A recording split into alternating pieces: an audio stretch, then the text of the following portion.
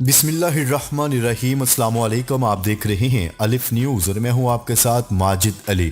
شامل کرتے ہیں آج کی ون لائن ہیڈ لائن۔ اسرائیل نے حملہ کیا تو منہ توڑ جواب دیا جائے گا، ایران نے اسرائیل کو خبردار کر دیا۔ ایران کا کہنا ہے کہ اسرائیل نے کسی بھی قسم کی جارحیت کی تو منہ توڑ جواب دیا جائے گا۔ ایرانی میڈیا کی رپورٹ کے مطابق ایرانی کمانڈر میجر جنرل غلام علی راشد نے بیان میں کہا ہے کہ اسرائیل نے حملہ کیا تو بھاری قیمت چکانا پڑے گی۔ ایرانی فورسز فوری طور پر فضائی حملوں، زمینی کارروائیوں اور دیگر کارروائیوں کے ذریعے اسرائیلی جارحیت کو کچل دیں گی۔ ایرانی فورسز کسی بھی جارحیت کا بھرپور جواب دینے کی مکمل صلاحیت رکھتی ہیں۔ جنگ سے نہیں ڈرتے لیکن امریکہ مذاکرات پر آمادہ ہوا تو خیر مقدم کریں گے، چین نے اہم بیان جاری کر دیا۔ چین کے وزیر خارجہ وانگ ای کا کہنا ہے کہ امریکہ کے ساتھ جنگ سے نہیں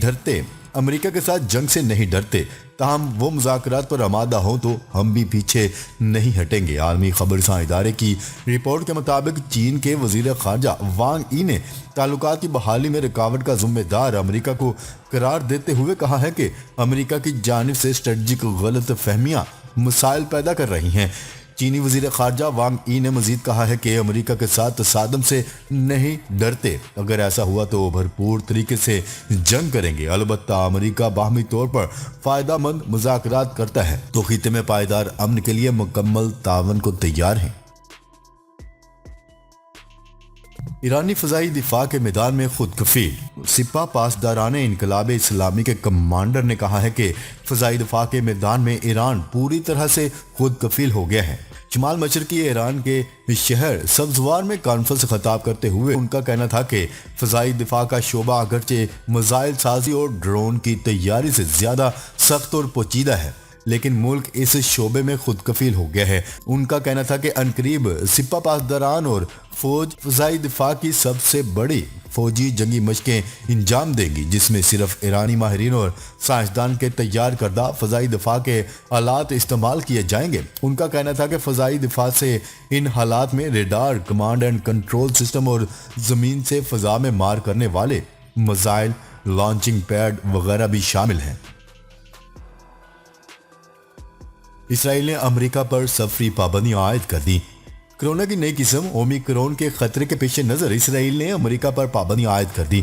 رائٹرز کی رپورٹ کے مطابق اسرائیلی وزیر اعظم کے آفس سے جاری بیان میں کہا گیا ہے کہ کابینہ کے وزراء نے اس اقدام کی منظوری دے دی ہے۔ نئے قوانین کے تحت اسرائیل کے اپنے شہریوں کو بھی خصوصی اجازت کے بغیر امریکہ کا سفر کرنے پر پابندی عائد کر دی گئی ہے۔ 2 ہفتے قبل WHO نے دنیا کے تمام ممالک کو خبردار کرتے ہوئے کہا تھا کہ وہ اومیکرون سے نپٹنے کے لیے تیار رہیں۔ کرسمس پر لاک ڈاؤن، برطانوی ارکان پارلیمنٹ کی وزیر اعظم کے خلاف تحریک عدم اعتماد لانے کی دھمکی۔ برطانوی میڈیا کے مطابق برطانیہ میں اومیکرون کیسز کی تعداد میں اضافے کے باعث وزیر اعظم بورس جانسن کرسمس پر مکمل لاک ڈاؤن لگانے پر غور کر رہے ہیں۔ ممکنہ لاک ڈاؤن کے خلاف کابینہ کے وزراء اور ارکان پارلیمنٹ میدان میں آ گئے۔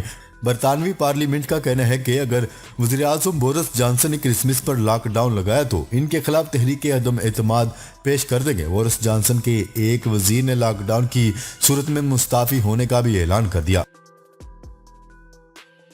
ترک کرنسی گراوٹ کا شکار، ملک میں ادویات ناپید ہوگی۔ ترک کرنسی لیرا کی قدر و قیمت میں کمی سے ملک بھر میں ادویات کے بحران نے بھی سر اٹھانا شروع کر دیا۔ غیر ملکی میڈیا کی رپورٹ کے مطابق ترکی کی کرنسی لیرا کی قدر میں کمی کے باعث شہری بنیادی ضروریات سے بھی محروم ہونے لگے۔ ملک بھر میں ادویات کی قلت پیدا ہونا شروع ہوئی تھی تو سنگین بیماریوں میں مبتلا شہری در بدر کی ٹھوکریں کھانے پر مجبور ہو گئے۔ وزیر اعظم عمران خان سے سعودی وزیر خارجہ کی ملاقات میں وزیر اعظم نے شاہ سلمان بن عبدالعزیز ولی عہد محمد بن سلمان کے لیے تہنیتی مبارکباد پیش کی اور افغانستان پر OIC وزیر خارجہ کا غیر معمولی اجلاس بلانے کی سعودی قیادت کو سراہا۔ وزیر اعظم کا کہنا تھا کہ سعودی عرب کی جانب سے افغانستان پر بلایا جانے والا وزیر خارجہ کا اجلاس انتہائی اہم ہے۔ پاکستان افغانستان کی مدد کے لیے پاکستان میں قائم امدادی غیر سرکاری تنظیموں کو افغانستان کے لیے کام کرنے کے لیے مکمل تعاون فراہم کرے گا۔ وزیر اعظم عمران خان کا کہنا تھا کہ پاکستان اور سعودی عرب کے دو طرفہ تعلقات انتہائی اہمیت کے حامل ہیں۔ نیا بلدیاتی قانون جماعت اسلامی کا 31 دسمبر کو سندھ اسمبلی کے باہر دھرنے کا اعلان۔ سندھ کے بلدیاتی نظام کے خلاف جماعت اسلامی کے تحت مزار قائے سے تبت سینٹر تک حقدو کراچی کو مارچ ہوا، جس میں خواتین، بچوں اور لوگوں کی بڑی تعداد نے شرکت کی۔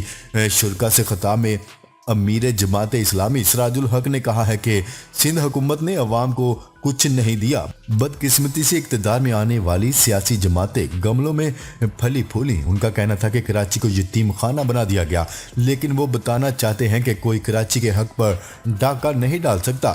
شہر کو بے اختیار میئر نہیں چاہیے۔ بجلی 4.33 روپے فی یونٹ مزید مہنگی کرنے کی درخواست۔ سینٹرل پاور پرچیزنگ ایجنسی نے نیپرا کو بجلی کی قیمت میں اضافے کی درخواست دے دی۔ سینٹرل پاور پرچیزنگ ایجنسی کی جانب سے دی گئی درخواست میں نومبر کی فیول پرائس ایڈجسٹمنٹ کی مد میں بجلی مہنگی کرنے کی درخواست کی گئی ہے۔ سینٹرل پاور پرچیزنگ ایجنسی نے بجلی کی قیمت میں 4.33 روپے اضافے کی درخواست کر دی۔ یوٹیوب نے شارٹس ویڈیو کے لیے پاکستان سمیت دیگر ممالک کے لیے فنڈز کا اعلان کر دیا۔ چند ماہ قبل یوٹیوب نے شارٹس ویڈیوز کے تخلیق کاروں کے لیے اپنی طرف سے امدادی فنڈ کا اعلان کیا تھا۔ اس وقت فہرست میں 30 ممالک شامل تھے، لیکن اب 70 ممالک کی نئی فہرست جاری کر دی گئی، جس کے تحت یوٹیوب ان ممالک کے تخلیق کاروں میں $10 کروڑ سے امداد کرے گا۔ NCOC نے لازمی ویکسینیشن پر عمل درآمد یقینی بنانے کے لیے سخت اقدامات کا فیصلہ کر لیا۔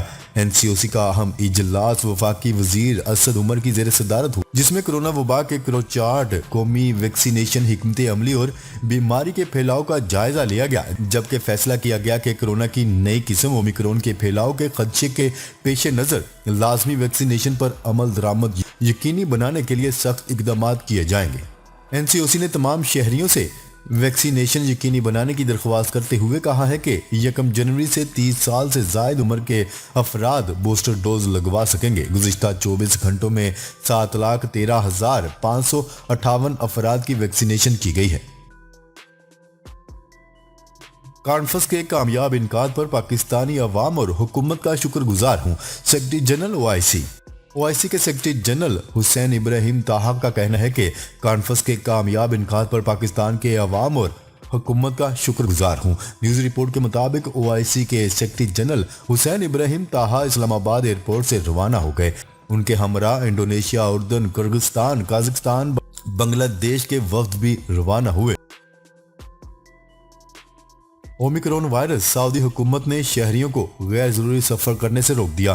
سعودی وزارت صحت نے شہریوں کو مشورہ دیا ہے کہ اشد ضرورت کے بغیر بیرون ملک سفر نہ کیا جائے۔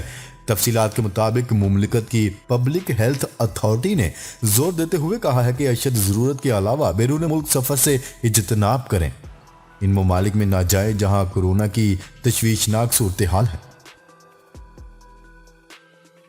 وزیر خارجہ شاہ محمود قریشی کا کہنا ہے کہ افغانستان کی صورتحال میں بہتری لانا عالمی برادری کی مشترکہ ذمہ داری ہے۔ انہوں نے خبردار کرتے ہوئے کہا ہے کہ اگر افغانستان سے متعلق فوری اقدامات نہ کیے گئے تو بڑا انسانی المیہ جنم لے سکتا ہے۔ نیوز رپورٹ کے مطابق انہوں نے یہ بات اسلامی تعاون تنظیم OIC کے وزراء خارجہ کے غیر معمولی اجلاس کے بعد OIC کے سیکرٹری جنرل کے ہمراہ مشترکہ پریس کانفرنس سے خطاب کرتے ہوئے کہی۔ ان کا کہنا تھا کہ OIC وزراء خارجہ کونسل کے غیر معمولی اجلاس کے شرکا کے شکر گزار ہیں۔ انہوں نے سیکرٹری جنرل OIC کا بھی بطور خاص خصوصی طور پر شکریہ ادا کیا اور کہا کہ ان کے تعاون کے بغیر کانفرنس کا انعقاد ممکن نہیں تھا۔ فلپائن میں سمندری طوفان سے تباہی، ہلاکتوں کی تعداد 208 ہو گئی۔ رپورٹ کے مطابق 52 افراد اب بھی لاپتہ ہیں، جبکہ 239 شدید زخمی حالت میں ہیں۔ طوفان سے ہونے والے نقصانات کی وجہ سے بڑے پیمانے پر بجلی اور مواصلاتی رابطہ منقطع ہو گیا ہے، جس سے ریسکیو ٹیموں کو مشکلات کا سامنا ہے۔ یاد رہے کیٹیگری 5 کا سمندری طوفان فلپائن کے جنوبی ساحل سے ٹکرایا تھا۔ سمندری طوفان کی وجہ سے موسلادھار بارشوں سے متاثرہ علاقوں میں سیلابی صورتحال پیدا ہو گئی ہے۔ پی ٹی آئی پشاور، مردان کوہاٹ اور بنو میں سٹی میئر کا الیکشن ہار گئی۔ غیر حتمی اور غیر سرکاری نتائج کے مطابق پشاور کے میئر شپ کے لیے جے یو آئی فے کے زبیر علی نے 24,080 ووٹ لے کر میدان مار لیا۔ تحریک انصاف کے رضوان بنگش 21,148 ووٹ لے کر دوسرے نمبر پر رہے، جبکہ بنو میں بھی سٹی میئر کے الیکشن میں جے یو آئی فے نے جیت سمیٹ لی۔ غیر سرکاری غیر حتمی نتائج کے مطابق جے یو آئی فے کے امیدوار عرفان اللہ 37,000 سے زائد ووٹوں کے ساتھ آگے ہیں، جبکہ پی ٹی آئی کے امیدوار 24,000 ووٹوں کے ساتھ دوسرے نمبر پر ہیں۔ ناظرین، اب تک کے لیے اتنا ہی۔ مزید خبریں لے کر بہت جلد آپ کی خدمت میں حاضر ہوں گے، تب تک کے لیے اپنا خیال رکھیے گا۔ اللہ نگہبان۔